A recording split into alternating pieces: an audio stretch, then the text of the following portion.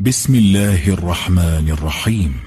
الحمد لله الذي أنزل على عبده الكتاب ولم يجعل له عوجا قيما لينذر بأسا شديدا من لدنه ويبشر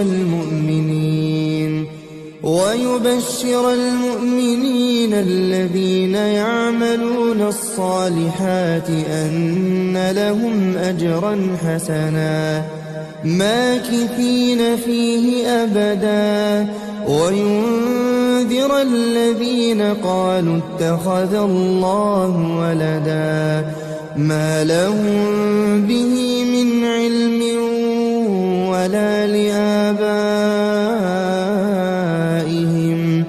كبرت كلمة تخرج من أفواههم إن يقولون إلا كذبا.